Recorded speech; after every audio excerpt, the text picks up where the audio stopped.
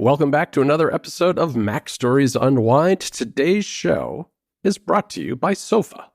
I'm John Voorhees, and with me is Federico Vitici. Hey, Federico. Hello, John. How are you? I'm doing really well. It is sweltering hot here in North Carolina. People may have heard there's a heat wave in the U.S., climate change, all that kind of stuff on top of summertime. It's hot. It's going up to 100 here today. That's like 35 Celsius. Yeah, that's hot. And that's we've been having a similar thing here. We're about like 31, 32 Celsius. It's not really a heat wave. Typically when those happen, like it's pretty easy for Rome to reach like 39, 40 degrees Celsius. Oh boy. But regardless, like for example, we've had to adjust like when we walk the dogs outside. And typically, because I don't wake up very early in the morning, so we've been taking the dogs outside late in the evening, like usually what used to be our dinner time, and now we're typically in the summer we eat dinner much later than compared to like in the fall and in the winter. Right. So yeah, adjusting the schedule has been something that we've been doing over the past 10 days or so. Same here. I just walked home before we recorded, and boy, it is hot. Anyhow. Today, I thought we would do something we've done, I think, a couple of times now, which is, at the end of the year, we always do our annual picks for a bunch of different media categories of our top picks for that whole year. But today, because we are right at the midpoint of 2024, I thought we would do a mid-year picks for each category and just go through them pretty quickly. I mean, at the end of the year, we'll spend more time. Some of these will probably be on that list. Some of them might drop off, but, we can kind of run through music, games, movies, TV, gadgets, maybe, whatever we want. Yeah, I'm gonna say right here that I think you should go first for TV because I basically haven't watched any new series in 2024. You've been watching some old ones, I know. I've been watching old series. That's what I've been doing. But yeah, I mean the previous one. I guess the one thing about TV that I will mention is, and this was a previous pick of mine on Unwind, the final season of Young Sheldon. Is the one that I would recommend. It's now streaming everywhere. I think you can probably watch some seasons for free on Prime Video, but then you can also watch them on Paramount Plus because it used to air on CBS in the United States. You can do what I did, which is purchase the episodes on iTunes like an old man. But yeah, that is the one piece of modern television that I have thoroughly enjoyed this year. I really, really love the final season, and that's the one I would recommend. But otherwise, I've been watching old TV, and that's not really the point of this mid-year check-in. We're supposed to be watching new TV, which is what, thankfully, John has been doing. I have been doing that, and I actually feel like I have a very long list of other shows that I want to watch. I think one thing about this year that has been very true of me is that I have started a lot of series that I didn't finish. And I guess that's good. I mean, I'm experimenting, trying new things. On the other hand, and I don't know whether it says more about me or more about what I've been watching and whether it's not very good. I still have a few of those. I think that's true for a lot of media these days, like starting things and then dropping off. Like it is true with video games, it is true with books, it is true with music. There's just the abundance of media. I think it's just creating this situation that was not true years ago. But I don't think you're an outlier here, John. I think it's very common for a lot of people. Yeah, no, I think you're onto something, Federico, because it's definitely an attention span thing. Like really committing to every week for weeks on end. Seems kind of hard these days with everything that's out there. But my shows that are my mid-season picks come from a variety of streaming services. I've got Fallout, which is based on the iconic video game. Yeah. That's on Amazon Prime. And I think as far as kind of a post-apocalyptic style show that has this kind of weird retro futuristic vibe to it, I think it captures the game really well, but also tells a really good story and has a fantastic cast. And, the set design and everything, all really good here. It's a violent show. I mean, warn people of that. But yeah, it's really, really good. The other one that I am just about to finish, I think either this week or next is the last episode, is Dark Matter on Apple TV Plus. And that's the one I want to watch next. Yes. Yeah, this is the one that I mentioned very recently, which so I won't go too in depth on it, but it's basically a quantum physics storyline about multiverses and a mystery and kind of cloak and dagger type of storyline, which it's just, I thought that this show wasn't going to get any more bizarre and crazy when I talked about it a couple of weeks ago. It's definitely got more bizarre and crazy. So it's just a complete mind bender. It gets even more kind of Inception-ish, if you will. So I think you'll like it, Federico. Okay, say no more. I gotta watch this. Yeah, it just keeps getting further and further out there as you go through the series.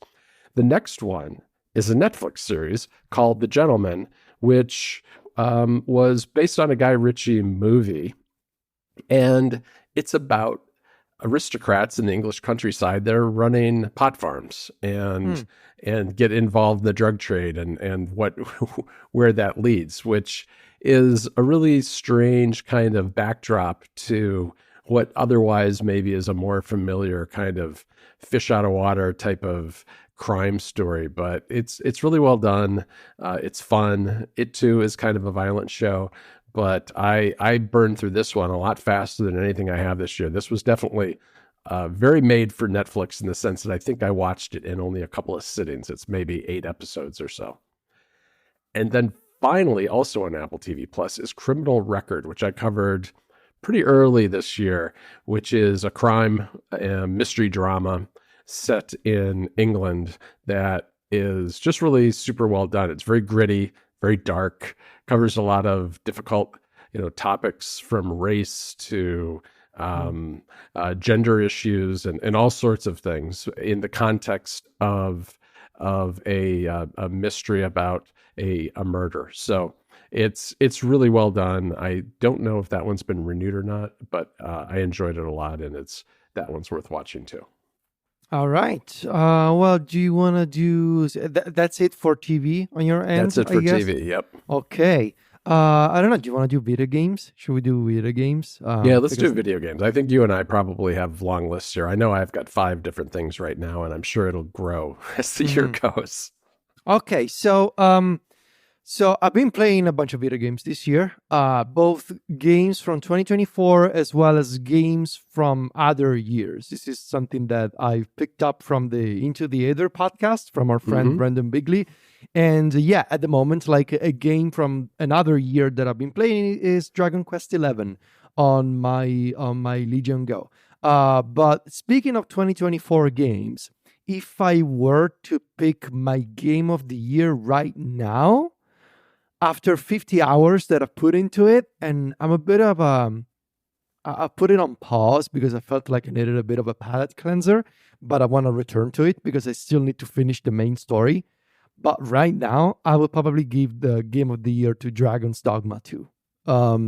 That is a game that I'm absolutely obsessed with. I spent 50, actually even probably approaching 60 hours at this point playing Dragon's Dogma. Like I said, I put it on pause because I felt like I needed something completely different from the vibe of the game, just even the colors of the game. And I felt like I really needed to play a JRPG for a little while. But my plan is to return to it very soon because I've been missing Dragon's Dogma. And this game for me was the surprise of the year. I never played the original, and I was convinced that this game was going to be like Elden Ring light.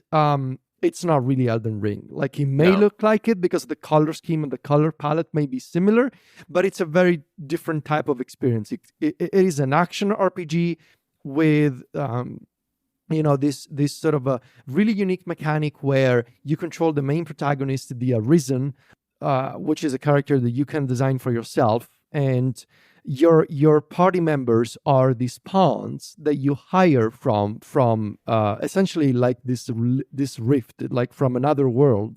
And these pawns, they travel with you, and they each have unique abilities. Like, you can choose an archer, you can choose a mage, you can choose a wizard, you can choose support characters. You can define the pawns that travel with you, and choose your play style based on the party members that travel with you. And the thing about Dragon's Dogma is that it's a massive world full of side quests, with some very opinionated design choices. Like, for example, some side quests, if you don't complete them in time, they may just be gone forever. And sometimes the game is intentionally obscure in the information that it doesn't give you, for example. But it is the kind of game that, for the first time, I think, since Breath of the Wild, ignited inside of me that sense of discovery, of just looking down from a mountain at the horizon and thinking, oh, I want to go there, and actually going there. And all of this, mixed in with some really lightweight elements, which is the thing that surprised me the most, because I thought it was going to be all drab and serious like Elden Ring. But actually, the dialogues and the things that the pawns say are absolutely ridiculous, and sort of embracing the meme nature of the first game. And so, yeah, at the moment, Dragon's Dogma, right now, mid 2024, it would be my game of the year. But obviously, we'll have to see by the end of the year if it keeps this title. Yeah, Dragon's Dogma is right up there for me too, although I haven't felt like I've been able to invest enough time in it, and I've been pulled in too many different gaming directions this year. So for me, above Dragon's Dogma right now, I would probably put both Balatro and Hades 2, which are games that are much easier to kind of dip in and out of over time, which I've been doing. But I'm going to mention two others though as well. I mean, I guess first though, if people don't remember, I've talked about Balatro before. We both did. It's a roguelike that is based on poker, which is a really strange concept when you just say it out loud like that. But it works extremely well, and I haven't played it in several weeks, but I was playing it religiously for, day after day in the spring, and plan to return to it. Hades 2, I have played a lot less, but it just is absolutely beautiful. The voice acting is amazing. I love the animation. It's a lot like the first game in a lot of ways, if you enjoyed Hades, the first Hades. But it's, and I haven't, like I said, I have not played a ton of it yet, but it impressed me really right out of the gate with the way it was both familiar, but seemed like a great refinement of the entire idea and notion of the first game.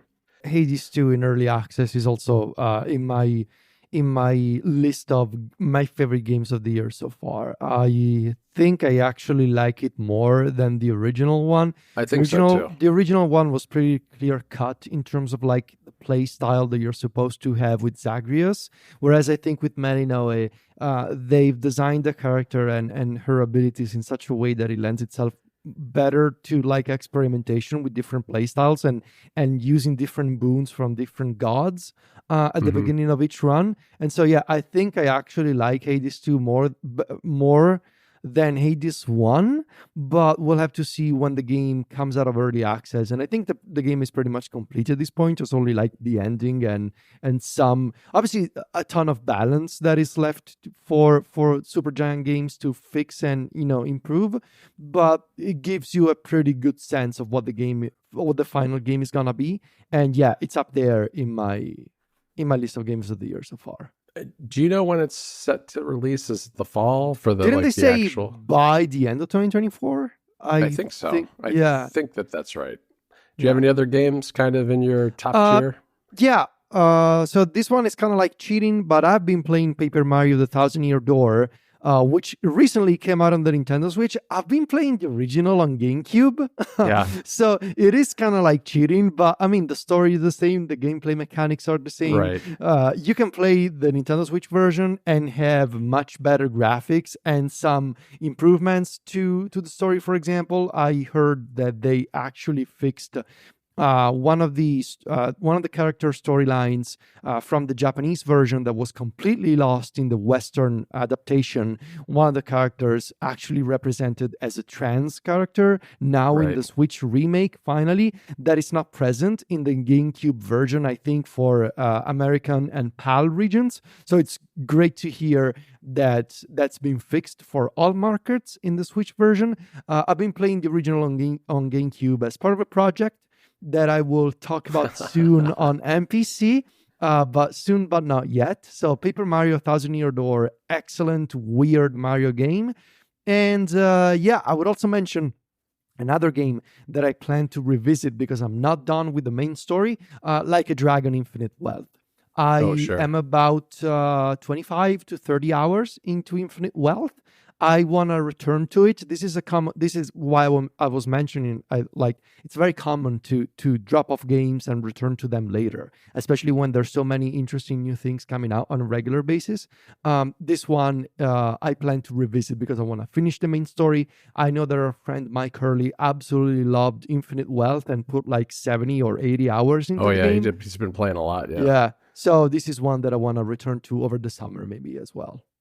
All right. Well, like you, I've been playing a little bit of Thousand Year Door, both the original and the updated one. I plan to spend some more time with the updated version soon. Two other shout outs to games that I've played that I really like. Unlike you, I'm a fan of Animal Well because it's like this really bizarre roam around, wander. Everybody knows I like to wander around my video games, like my Zelda games, and you just kind of discover what's going on slowly but surely. And there's lots of little interesting, intricate puzzles, and I love the art style and the music. So I've been enjoying Animal Well. Again, that's one that I picked up, played quite a bit. Haven't played recently, but I'm planning to get back to.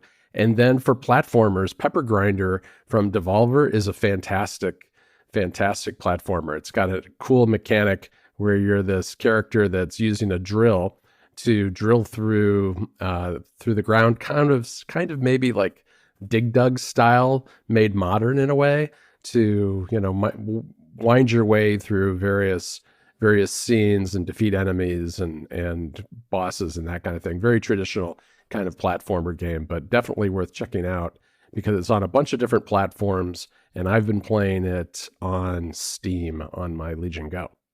But that's it for me for games. Yeah. Federico, before we do music, I'm sure we both have a few music picks, but I do have one movie, and it is a bit of a cheat. I have not seen many movies this year, I realized. Not many at all. And the ones I've seen are not the best, some of them. And the one that I did like a lot, which actually came out in December of 2023, but I didn't see it until January, is Godzilla -1, which was surprising to me. I went into it with very low expectations. I think some of the early Godzilla movies aren't particularly good.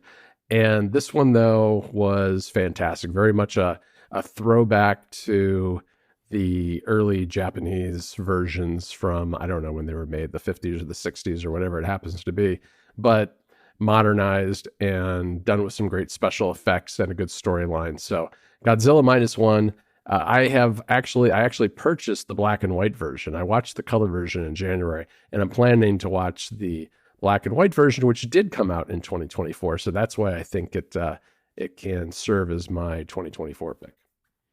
All right. This episode of Mac Stories Unwind is brought to you by Sofa, the app that helps you be more intentional with your downtime by creating lists of things you want to watch, read, play, and more. Most of the apps that we use that are productivity apps are designed for work, but Sofa is one of the few apps like that that's intentionally designed for play. What I really love about that is that it means I get the most out of my free time. My free time's limited, and when I sit down and have some spare time, it's nice to know that Sofa's got my back because I can open up the app and immediately find something that fits with the amount of time I have and where I happen to be. Sofa's organization brings sanity and flexibility to how you spend your downtime, and Sofa's far more organized than keeping a note in your Notes app. It brings a level of sanity and flexibility that really has a lot of power. You can add basically anything to Sofa: apps, books, movies, TV shows, podcasts, YouTube videos, websites, locations, and a whole lot more. And it provides a simple and powerful level of customization, ranging from things like the look and feel through themes to how the app works. There are ingredients, which are special bits of metadata you can add yourself, smart lists, over 100 themes, shortcuts support, widgets, and more. The majority of Sofa is completely free, too. You can create unlimited lists, sync your data with iCloud, track your activity, and automate with shortcuts. However, if you want more power, you can upgrade to Super Sofa. That gives you ingredients, smart lists, pinning items and lists, adding sticky notes to items, and a whole lot more. Sofa is available for the iPhone and iPad, and it's coming soon to Vision Pro and the Mac. Right now, Mac Stories Unwind listeners can get 40% off a Super Sofa annual plan for their first year by going to sofahq.com/MacStories. Again, to get 40% off your first year of an annual Super Sofa plan, go to sofahq.com/MacStories. Sofa, be more intentional with your downtime. Our thanks to Sofa for their support of the show. Shall we do music? Let's do it. I want to. I have two albums of the year that I want to mention on the show this week. The runner-up for me would be the revisited EP of Howl Howl Gaff Gaff by Shout Out Louds. It's on my list too.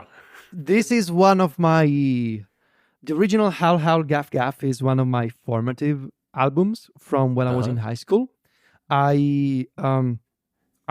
This album and this band, relatively unknown indie rock band, or maybe not really well known, I would say. There's it's a whole story that I wrote about a few years ago on Mac Stories with one of my favorite articles that I've ever published called "I Made You a Mixtape." This band I discovered thanks to the TV show The O.C. when I was in high school. And it led me, watching that show and the excellent soundtrack of the show, which is a whole other topic that maybe we should get into as soon as I finally get to read the book about the making of the OC, which came out a few months ago. Maybe that should be a pick on the show at some point. But in any case, the soundtrack of the OC, which used to be like a teen drama on Fox, I want to say, about 20 years ago at this point.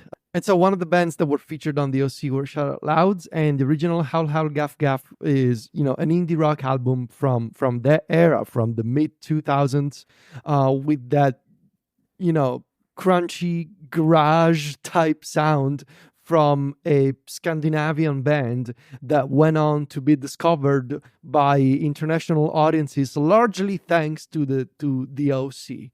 And they revisited, as part of the 20th anniversary of Howl Howl Gaff Gaff, they revisited some of the more popular songs from that album, and obviously with the maturity and taste that 20 years bring in any person. And so this may be radically different takes on songs like Please, Please, Please, for example, which is one of my all-time favorite songs, but I think they complement the original album very well, even though they sound very different. And so this is my runner-up. So far, my album of the year, this is a recent pick on Unwind, is Posthuman Next Gen by Bring Me the Horizon. This is a mix of genres, like it's emo core, it's metalcore, it's electro rock, all fused together in the sort of album that sounds unlike anything else that I've been able to listen to this year. And it works for me lyrically, it works for me musically because of those like different influences that you can hear in Oli Sykes' lyrics and composition. And yeah, I spoke about this, I believe, a couple of weeks ago on Unwind, and I've been listening to on repeat ever since. It's an amazing album if you are into this sort of genre. And so far, if the year were to end now, it would take my album of the year title. I think my album of the year, if we ended things right now, would be The Sweater Club by Jelani Aria, that I talked about last week. So I would refer people to that. It's a fantastic album. There's just so many great tracks on here. It's very upbeat, great album, fun lyrics. And then Howl Howl Gaff Gaff is right up there for me too. But I would add a second album, which is No Shame, No Fame by Kindsight. Now, Kindsight is, I think Kindsight's track, Love You Baby All the Time, was one of the songs on my year-end mixtape for 2023. And that's because a couple of singles trickled out from this album last year. But this is a full 9-track album that came out in April. And again, this is another one where I'm looking at it right now in the music app, and I've got like, it looks like I've got 3 of the 9 tracks favorited right now. It's definitely one of my favorite rock albums of 2024, and I expect this will be on my final list once we get to December. All right, Federico, is there anything else you want to add for your picks this year? Do you want to add a gadget? Do you want to save gadgets for the end of the year? What should we do here? My gadget of the year so far, I am pretty confident that it would be the Meta Ray-Ban glasses. I think this will be an article on Mac Stories in the near future, and I will talk about it on Connected again this week, I think. But yeah, I'm absolutely loving the Meta Ray-Bans. I'm using them as my everyday glasses now because I got transition lenses, and so yeah. These are essentially my favorite accessory since AirPods. It's pretty simple as a story. I absolutely love them. And yeah, I will do an article on Mac Stories in the near future. Very good. Very good. Well, mine's a pretty easy one and a pretty boring one, I guess, in that the 11-inch iPad Pro is my favorite gadget so far this year. I have other favorites, but the 11-inch iPad Pro really has hit a sweet spot for me in terms of portability, weight, what it can accomplish, all those things. This, the new tandem OLED screen. It's really kind of the perfect iPad for me. I'm disappointed, like you, that the software doesn't do more with that hardware. However, in terms of quality of an iPad, this is the perfect one for me. It's I'm glad that I went with 11-inch instead of 13 this time to really see what that was like. So it's been a great experience so far. All right, Federico, that's it for this week. I want to thank our sponsor for this episode. That is Sofa. You can find me and Federico over at MacStories.net. We're on Mastodon. Just go to Viticci.MacStories.net or JohnVorhees.MacStories.net. And we're on Threads and Instagram. Federico is at Viticci. That's VITICCI. And I'm at John Voorhees. JOHNVOORHWS. Talk to you next week, Federico. Ciao, John.